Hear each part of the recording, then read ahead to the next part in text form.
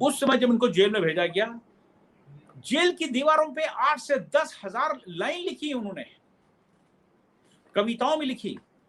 विद्रोह था सरकार के खिलाफ, दर्द था उसके अंदर उनका, और वो बुरा हाल था वहां पे कैदियों का कि कोल्हू से सरसों पिरवाते थे, नारियल इनसे छिलवाते थे, उससे ऑयल निकलवाते थे, सबसे मुश्किल काम दिया जाता था। अब आप ये सोचिए कि एक इंसान, एक मनुष्य जिस पे जितनी प्रताड़ना हो, जितनी बुरी कंडीशन के अंदर को रखा जाए, और उस हालात के अंदर भी उनकी दीवारों के ऊपर कीलों से, पत्थरों से, कलम से अपनी भावनाओं को उस पर दीवारों पे लाते रहे।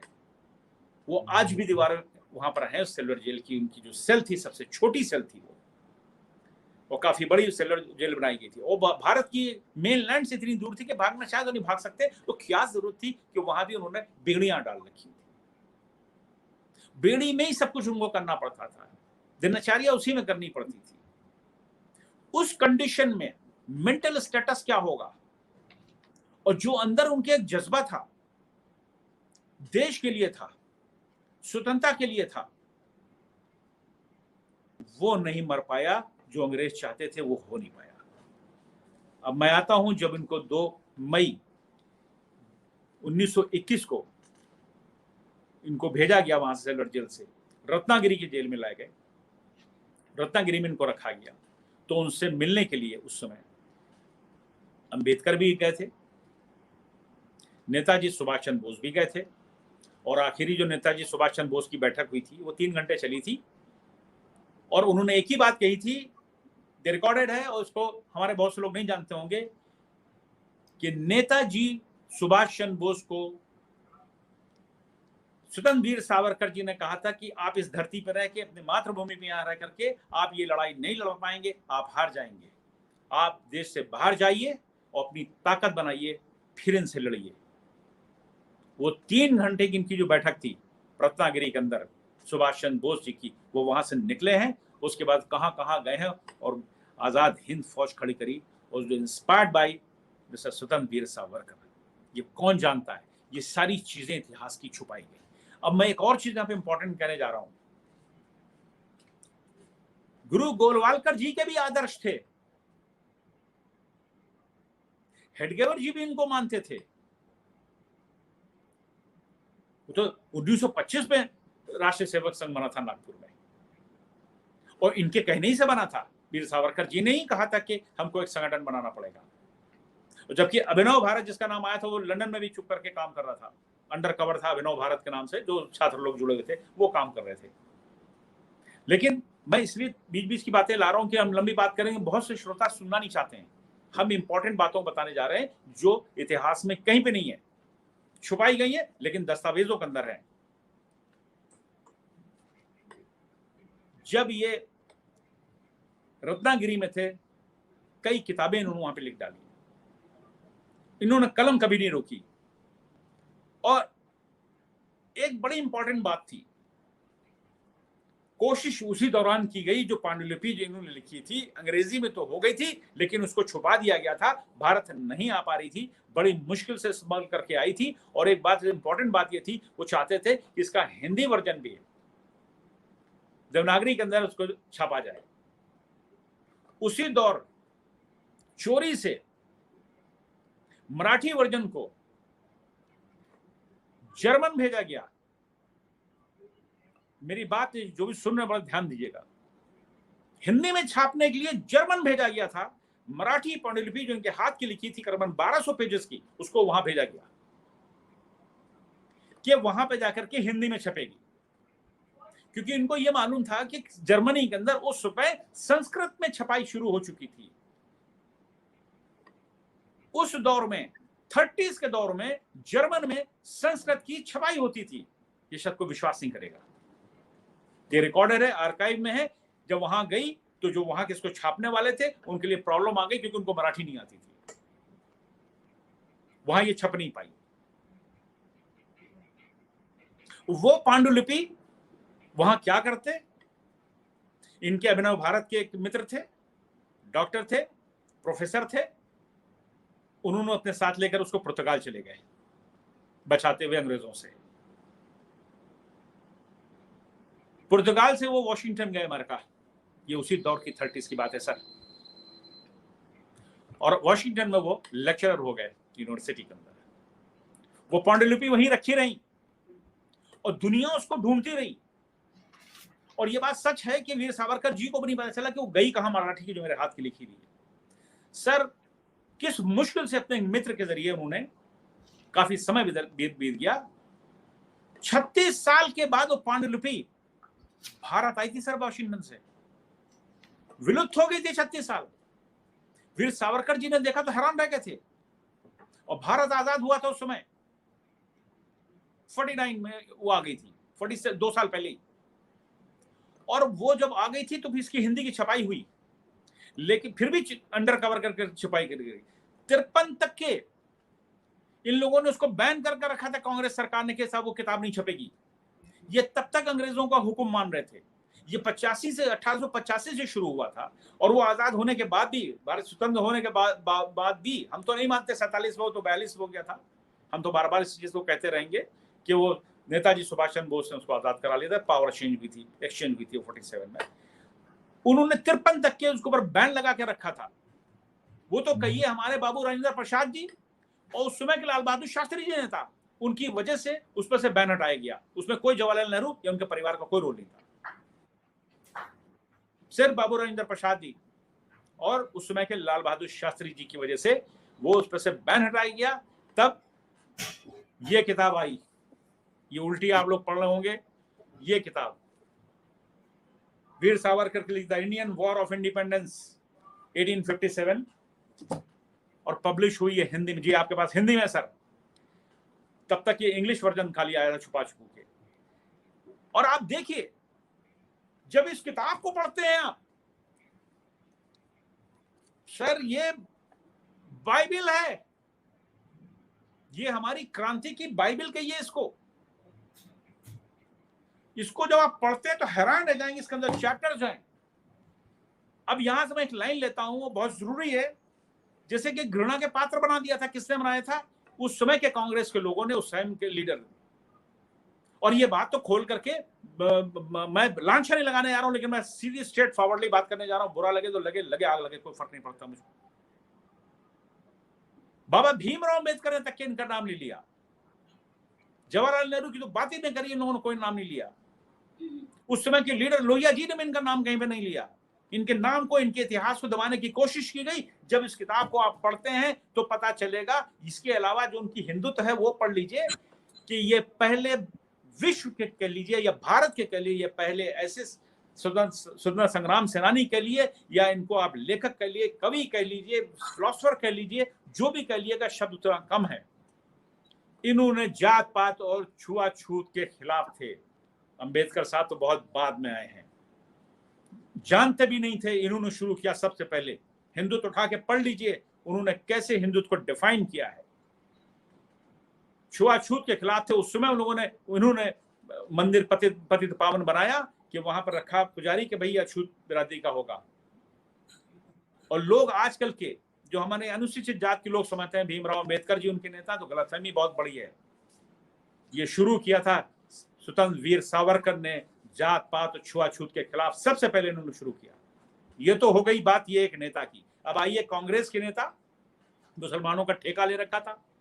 आप खिलाफत मूवमेंट के साथ जुड़े हुए थे। अबू कलाम आजाद को आप हीरो बना रहे थे, लेकिन जो एक वीर जिसने कितने बरस बिताए थे उस जेल के अंदर और कीलों से पत्थर से आप लिखते, आप सोचिए वो क्या कैरेक्टर था, वो क्या कैरेक्टर था, वो टावरिंग पर्सनालिटी, भीड़ में सबसे अलग, आज भी अलग। पढ़ लीजिएगा, मैंने बोला ना, ये पढ़ लीजिए, ये बाइबिल है, किसी धार्मिक किताब से कम नहीं है। मैं और आ रहा हूं भी, मुसलमानों के लिए भी आ रहा हूं। आप खिलाफत मूवमेंट के साथ जुड़ गए, तुर्की के बहकावे में आ गए, आप समझ ही नहीं पा रहे थे खिलाफत का माना क्या है। आप हिंदुस्तान पाकिस्तान बनाने की उसमें जद्दोजहद में थे। अभी इनके स्टेटमेंट कहीं पे आ चुका है कि जवाहरलाल नेहरू ने कहा था मैं खुद चाहता था पाकिस्तान बन जाए। आप देश का विभाजन कर रहे थे। हमारी जो सभ्यता थी आपने पूरी उधर निकाल दी। जिस सिंधु घाटी की सभ्यता को आपने उनके हवाले कर दिया, वो हमारे पास होना चाहिए था। इस किताब के अंदर 1857 की उस लड़ाई में जब उसको उन्होंने जंग का नाम दिया कि साहब वो स्वतंत्रता संग्राम था, तो उसमें नाम लिखे, एक एक स्टेट लिखी हुई है। इसके अंदर एक नाम है, मुसलमानों सुन लो, अगर सुन रहे हो मुझको, तो सुनते नहीं हो। नाम है मौलवी अहमद शाह। मौलवी अहमद शाह का पूरा एक चैप्टर इसके अंदर है। वो वॉरियर थे, गोरिल्ला युद्ध उन्होंने शुरू किया था और स्कूल के बच्चों को पढ़ाते थे। स्कूल क्या, मदरसे के बरगद के पेड़ के नीचे फैजाबाद के पास, तो वहां से इनकी सेनाएं निकलती थी, तो गांव वालों का खा पी जाती थी, उनके बकरियां जाके ले आते थे, जानवर जाके खा जाते थे फौजी अंग्रेज। तो इन्होंने एक दो बार टोकने कोशिश करी तो उनको पीट दिया गया। इन्होंने तलवार उठा ली, जवान थे, और इन्होंने लोहा लेना शुरू कर दिया। उसके ऊपर इन्होंने वीर गाथा लिखी है इस किताब के अंदर सर, मौलवी अहमद शाह। तो आप स्वतंत्र वीर सावरकर जी का आप सीने को देख लीजिए कि क्या था देश के लिए, देश के योद्धाओं के लिए कितना सम्मान था। उस समय कोई जात पात, कोई धर्म नहीं थी जो लोहा ले रहा था अंग्रेजों से। वो कहें कि वो मुसलमानों के खिलाफ हैं, वो घृणा इन लोगों ने, कांग्रेसियों ने फैला फैला के शुरू करी, इनके खिलाफ करी।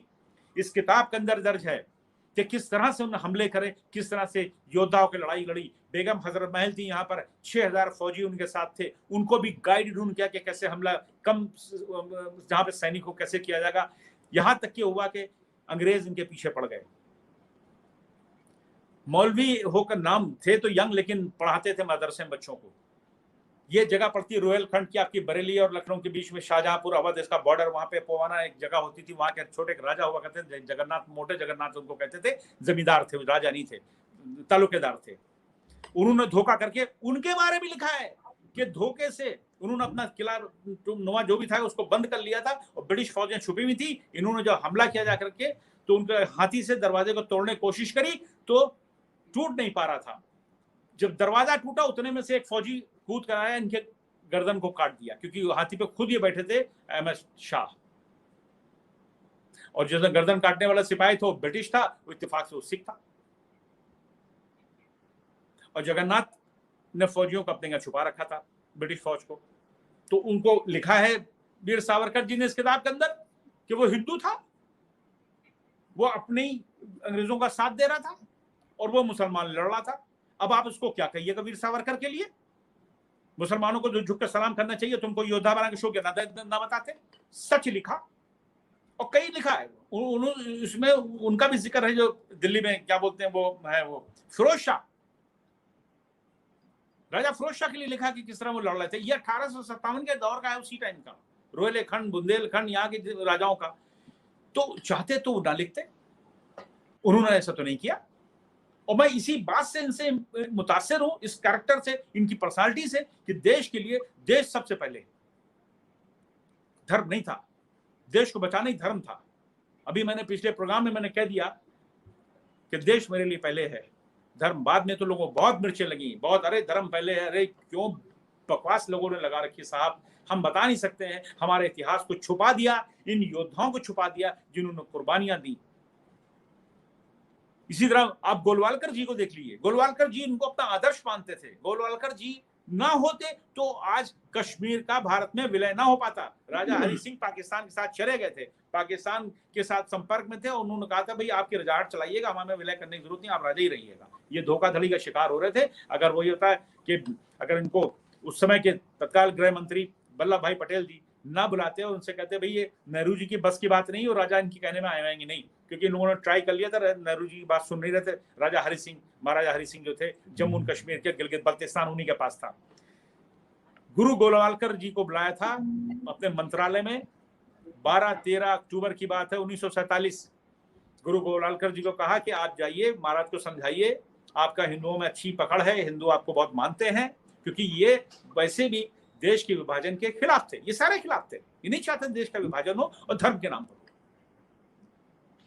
गुरु गोलवालकर गए थे, और उस समय महाराज जम्मू में थे, और 3 दिन 4 दिन इनके साथ रहे।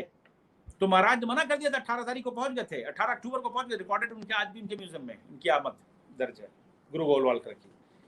और उनको समझाते रहे कि अनर्थ हो जाएगा अगर आप चले जाएंगे पाकिस्तान के साथ। आप देख नहीं रहे ट्रेन में कैसे भर के हिंदू वहां से काट के भेजा जा रहा है, सिख वहां से कैसे आ रहा है, आपको हालात पता नहीं है। और आप हिंदू महाराज हैं, हिंदू स्टेट आपकी है, यहाँ कितना ब्राह्मण यहाँ पर है, कितना डोगरा यहाँ पर है।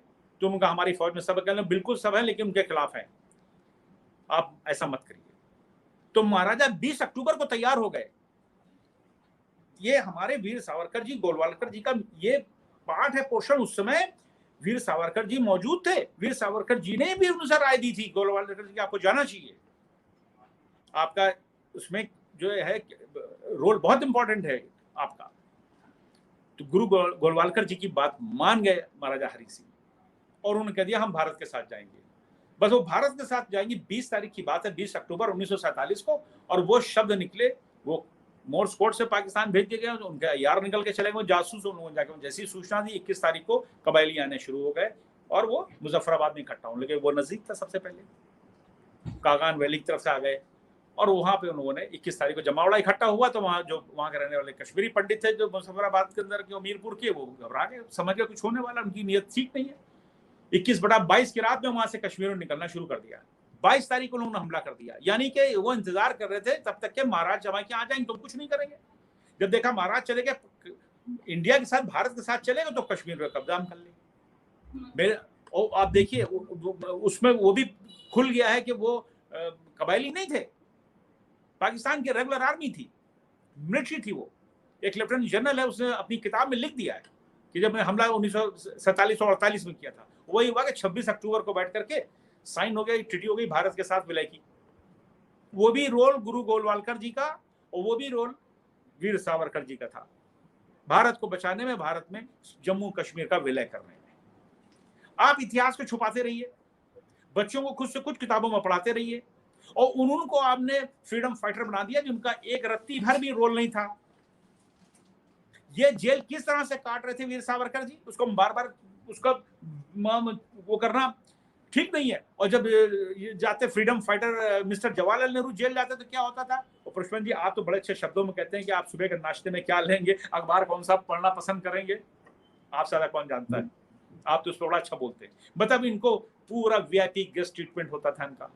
बाद में इन्होंने लिख के दे दिया था कि भाई हमको खाना जो है हमारे कोकाइन खाना बनाने के लिए, इनके खूब भी पहुंच गए जेल के अंदर खाना बनाते थे, क्योंकि आपने तो गले में बाहें अंग्रेजों के साथ डाल रखी थी पहले से ही, और इसीलिए आपने वॉर क्रिमिनल बना के रखा। आपने नेताजी सुभाष चंद्र बोस को, आपने वीर सावरकर को मुसलमानों के बीच में घृणा में डाल दी।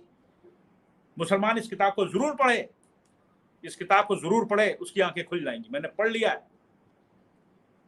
सबका जिक्र है, अवध वालों का, रोहलखंड वालों का, ठीक ठाक, कि कैसे अंग्रेजों ने लोहा लिया और तारीफ करी है, क्या शब्दों में लिखा है उस वॉरियर के बारे में। तो ये जो हमारे यहाँ दोहरे चरित्र के लोग नेता रहे हैं, जिन्होंने हमारे इतिहास को बदला है, हमारे इतिहास को छुपाया है, कितनी वेदना में रहकर, कितनी मुसीबत में रह के, आप वो देखिए, वो कैरेक्टर, वो चरित्र देखिए कि वो मानसिक तौर पे कितने तनाव में रखे आते होंगे, लेकिन टूटे नहीं। अब जो उस पे उल्टे सीधे इल्जाम लगाए जाते हैं, जरा उन पन्नों को पढ़ तो लेंगे उन्होंने लिखा क्या था। अगर वो ना निकलते वहां से, वो ना निकलते, तो ना गोलवालकर और ना ये होता आपका आरएसएस राष्ट्र सेवक संघ, और ना ही ये कहानी इस लोगों को पता चल पाती, छप पाती कि तुम हो कौन, तो तुम्हारा इतिहास क्या है। वही आप समझते तो मंगल पांडे थे, उन्होंने गोली चला दी थी, वो एक बगावत हुई थी, खत्म हो गई। और ये भी कोई ना बताने वाला होता कि लंदन के अंदर उस समय भारतीय छात्रों ने किस तरह से अंग्रेजी सरकार के खिलाफ जुलूस निकाले और वहां पे कार्यक्रम करे उनके खिलाफ। उनकी हिम्मत देखिए।